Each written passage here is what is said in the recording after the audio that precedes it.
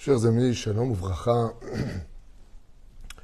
nous sommes aujourd'hui le mardi 17 du mois d'octobre, Be'ezrat Hashem Barak, et nous sommes déjà le 2 du mois de Cheshvan, Haim Tovim Ul Shalom.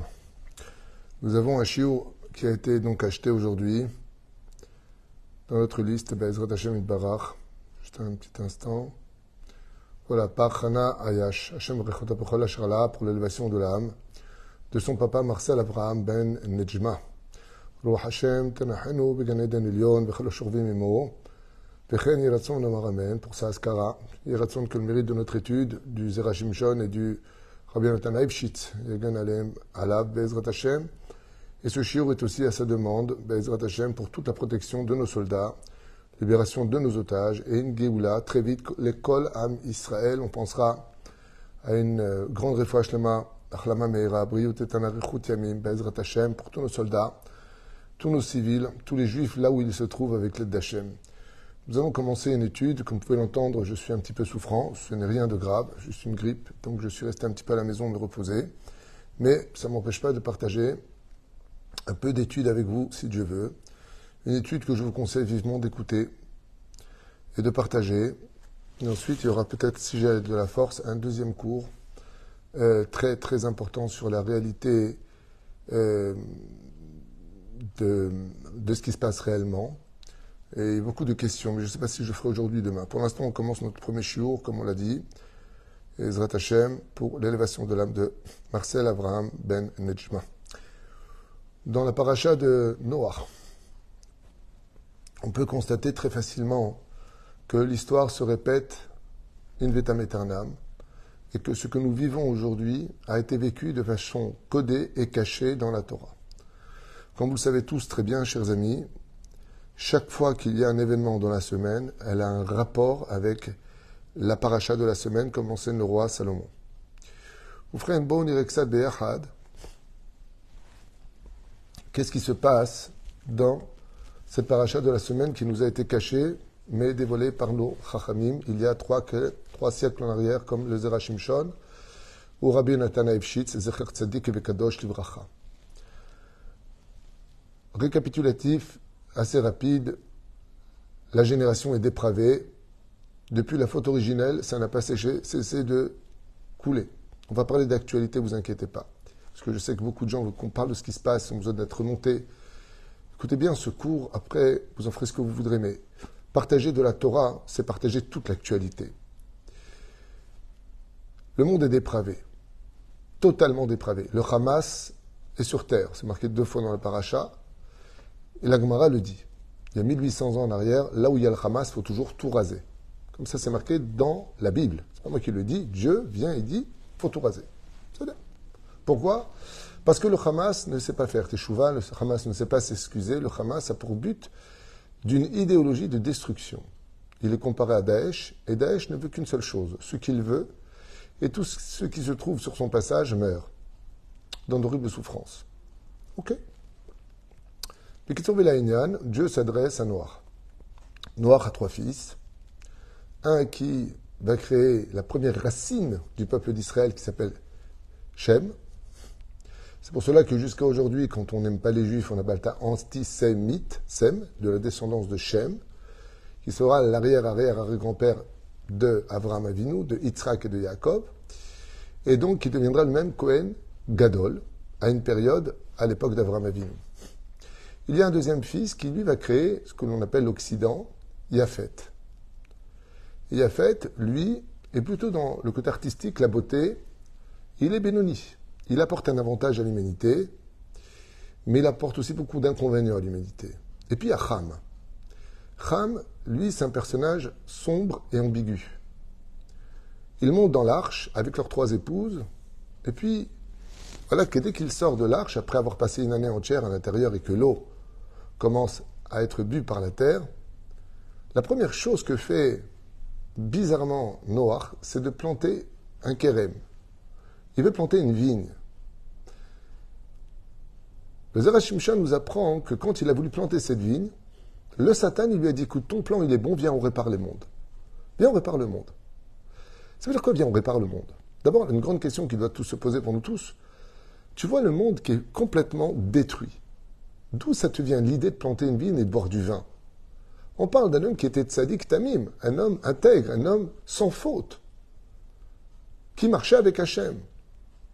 C'est parce que Noach a voulu réparer la faute originelle. Et comme vous le savez tous, la faute originelle était empreinte de 3 fruits. Il y avait du blé, il y avait de la figue, et il y avait surtout du raisin. Et quand elle a pris l'arbre de la connaissance du bien et du mal, Ève, et qu'elle a voulu en manger, elle a mangé du raisin, elle. Et donc dans ce fruit, il y avait un côté raisin, un côté blé, un côté figue. Quand elle est venue vers Adam Arishon lui a dit non, il ne faut pas manger. Il lui a dit manger, d'accord, mais boire, tu peux. Alors elle lui a pressé dans une coupe de vin, c'était vendredi soir, elle lui a tendu. Pour réparer cet acte-là, nous avons le kidouche tous les vendredis soirs, où la femme qui n'est pas indisposée peut tendre et doit tendre le verre de vin à son mari. Pour revenir en arrière et réparer la faute originelle. Écoutez bien l'actualité d'aujourd'hui avec la Torah. Il faut dire combien on n'est pas un livre d'histoire du tout. Résultat, voilà que Noach se dit, mais la faute originelle a eu lieu avec le Satan veut se joindre à moi, peut-être qu'il veut faire teshuva. En réalité, c'est encore un piège. Qu'est-ce que fait Noach? Il plante une vigne. Pourquoi une vigne, justement? Pour faire sortir de la vigne du vin et de faire le kidouche dessus. Seulement voilà. Le Midrash nous dit que le Satan, il a apporté 3 sacrifices sans que Noach le voie. Il a apporté un sacrifice de lion qui est tamé, impur. Il a éparpillé le sang sur toute cette vigne-là. Ensuite, il a pris un keves qui est pur, une espèce de mouton. Et il a éparpillé son sang sur toute cette vigne-là. Et ensuite, il a pris un porc qu'il a égorgé. Et il a éparpillé sur tout ce vin-là. De là, nos chachamim nous disent, quand tu bois un verre de vin, tu es fort comme un lion. Quand tu bois 2 verres de vin, tu deviens docile comme un agneau. Quand tu bois 3 verres de vin, tu ressembles à un porc qui se roule dans la fange. C'est pour cela que la mesure pour le vin est très importante. Seulement dans son effervescence, le Satan va pousser Noach à boire beaucoup plus que ce qu'il aurait dû boire. Et donc, il va aller shtaker. Il va devenir complètement sourd. Et pour réparer la faute originelle, avant la faute, ils étaient nus. Noach se déshabille, pensant qu'il peut arriver à redevenir Adam Arishon avant la faute, là où il n'y avait pas de honte quand on était nu. C'est-à-dire sans connaissance du fait qu'il se soit justement saoulé. Car quand tu te saoules un petit peu, eh bien tu perds le da'at, tu perds la connaissance. Et avant la faute, on était un peu comme des gens sous. Adam et Ève étaient un peu sous, c'est-à-dire qu'ils ne faisaient plus la différence entre la droite et la gauche et la droite, le bien et le mal et le bien. C'est ce qu'a voulu faire Adam à Noach. Il a voulu réparer la faute originelle après que le déluge eut lieu. Il serait temps de revenir à l'état d'Adam avant la faute, comme on le fait d'ailleurs à Purim, pour ceux qui ont déjà étudié mes cours. Seulement voilà, au moment où il était nu, il s'est endormi. Il s'est endormi pour se relever de nouveau et dire « Modani lefanecha ». À ce moment-là est venu un fils, qui vient des forces du mal, qui est né de l'âme de Caïn, de sa semence, et qui s'est transmise jusqu'à Noach par le biais de sa femme Naama, descendante de Caïn, qui dans sa matrice impure a donné naissance à Cham. Cham est avec son fils qui est né dans l'arche.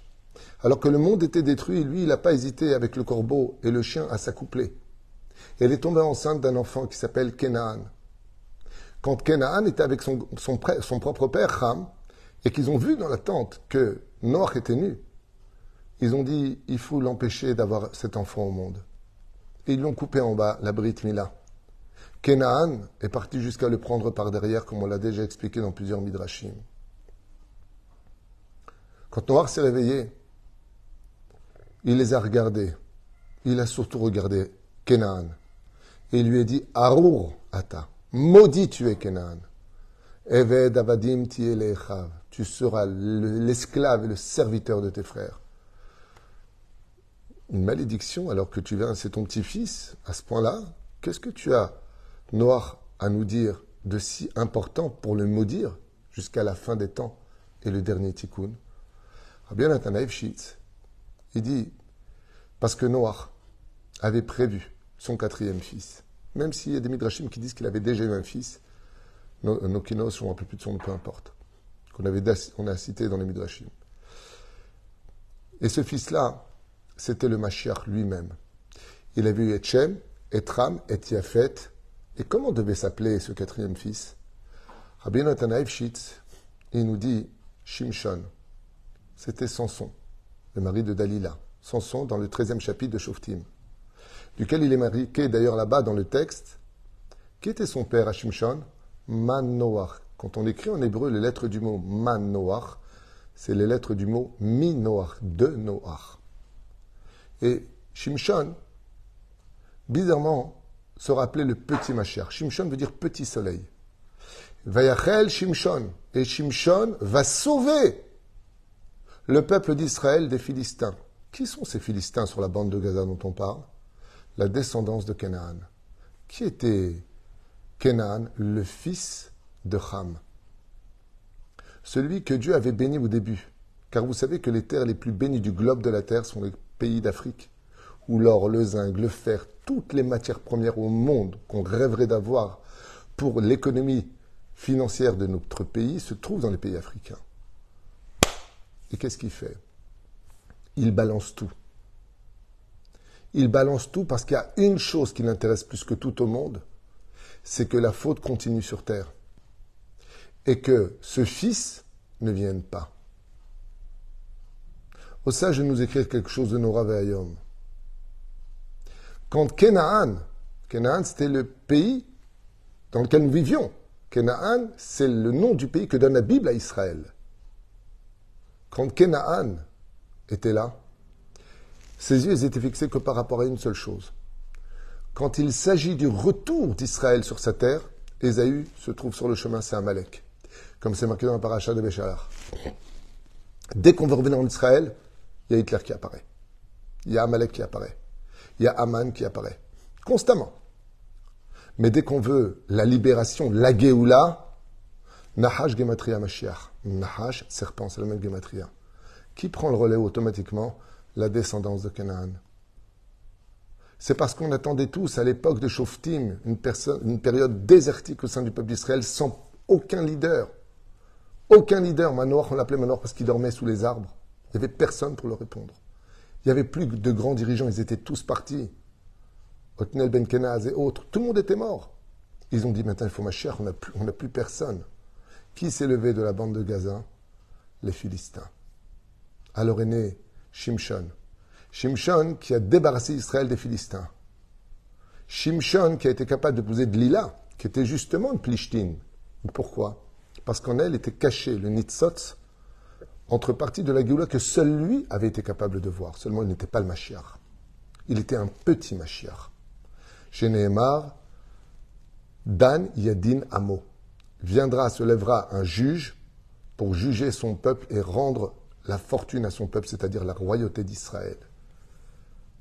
Et c'est pour cela que Shimshon a travaillé contre les Philistins sur deux pôles. La première, lutter pour qu'il y ait la Géoula au sein des enfants d'Israël. C'est un gibor.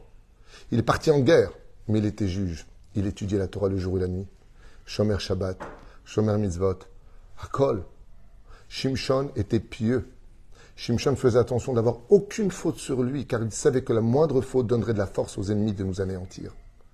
Il était choser bitshuva shlema. Il est né avec une âme de nazir avant même d'être né, c'est-à-dire dans sa conception en tant qu'embryon, il était nazir. Ce qui fait qu'à son niveau à lui, il pouvait se mêler à toutes les impuretés de ce monde, rien ne pouvait l'atteindre. Parce que depuis sa conception, la hauteur à laquelle se trouvait la Kedusha de Shimshon pouvait dévaster toutes les impuretés, même les goyotes, les femmes non juives, qui n'avaient pas d'atteinte sur son âme, comme ce fut le cas de Zibri Metsalou, dans la Torah, où d'avoir été avec une non-juive lui a entaché son âme. Mais la reine Obrim Chazal, que Shimshon, il a dû, se battre pour rapporter l'espoir de la Géoula. Et donc, il faudra qu'on sorte comme des giborim, des héros, ne pas avoir peur, comme Shimshon face à 1000 Philistins n'a pas eu peur. C'est avec une mâchoire d'âne qui les a tous tués. Comment c'est possible? Chaque fois qu'il les frappait, il disait c'est avec la force d'Hachem. C'est parce que je suis nazir. C'est parce que j'appartiens à Dieu. Avec très peu de choses, je peux faire énormément. Vous savez, j'ai reçu un message magnifique. Je pourrais vous le faire écouter, il est sur mon portable. Ce sont des témoins de la bande de Gaza qui avaient 6, vous savez, qu'on appelle ça la thermochette, les munitions, Ils ont tiré, les balles se vidaient. Quand ils sont arrivés à la dernière, comment on appelle ça, essayer de m'aider, ce qu'on met dans l'arme? Pas les gâchettes, là où il y a les balles. Comment on appelle ça? Essayez de m'aider.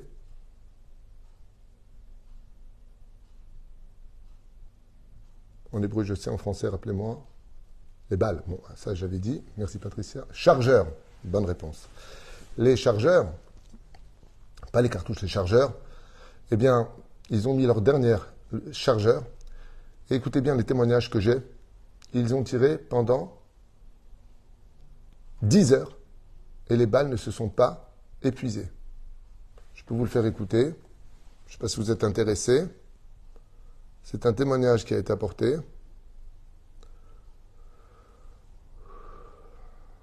Juste un instant.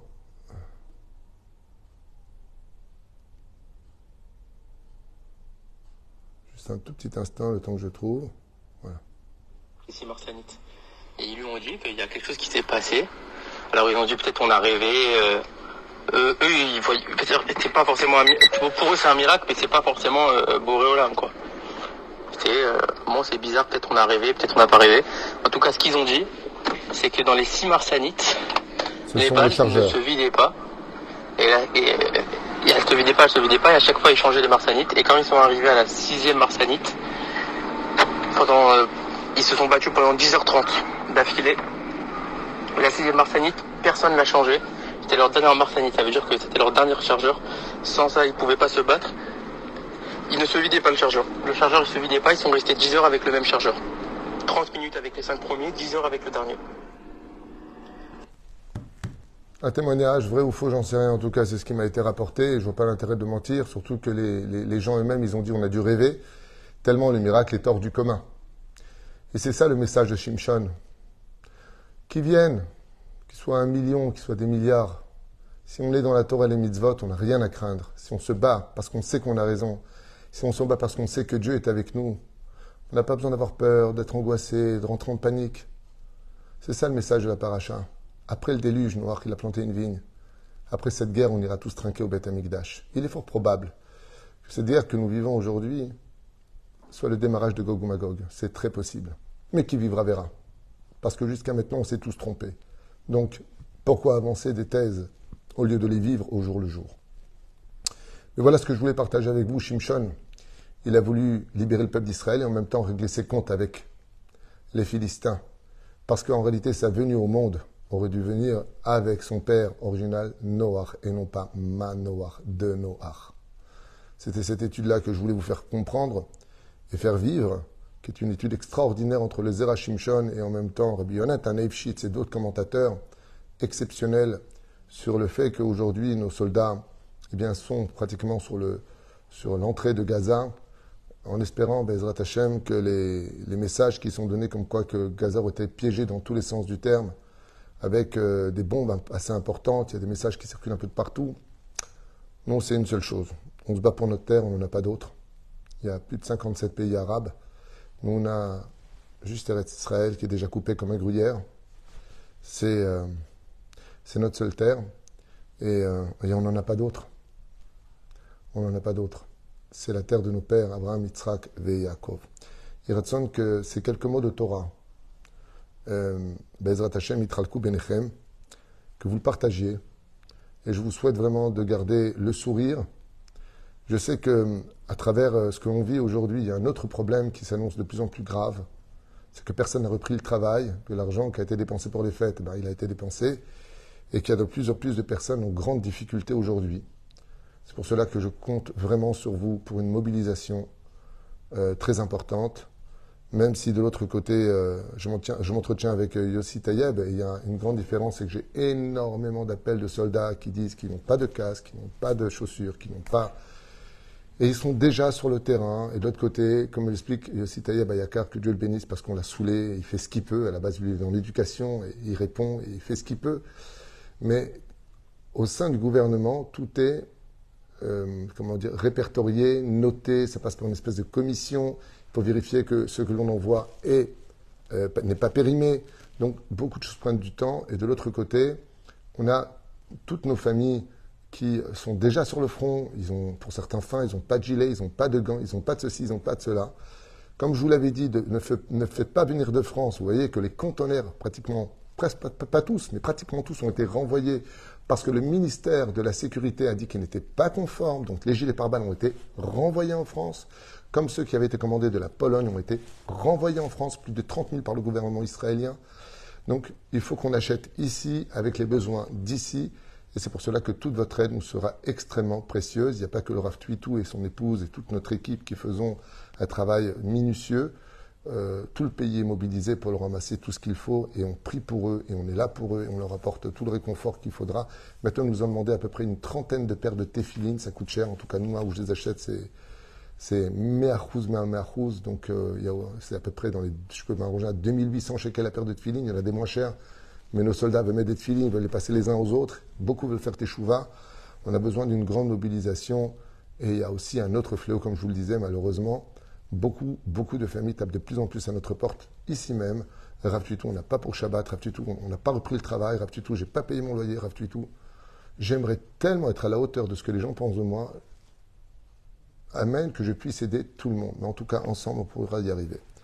Je voudrais vous partager tout de suite après une autre étude que je vous demanderais de dispatcher, vraiment de partager au maximum, malgré mon état de santé, où je ferais mieux d'arrêter maintenant parce que je me sens vraiment fatigué. Rien de grave, juste j'ai attrapé la grippe.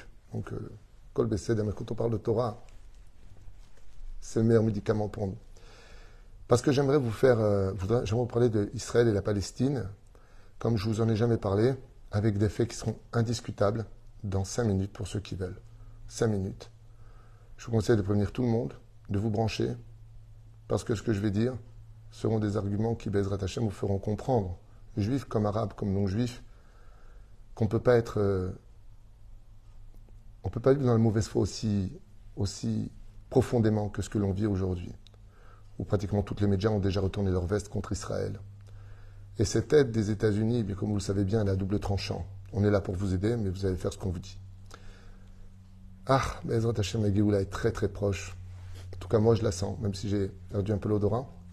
Et Shouad Venechamot, je vous dis dans 5 minutes pour un cours que je ne vous conseille pas du tout de rater. Je prends soin de moi, Baruch Hashem, ma femme s'occupe de moi, juste une forte grippe, rien de grave. Toda Rabba.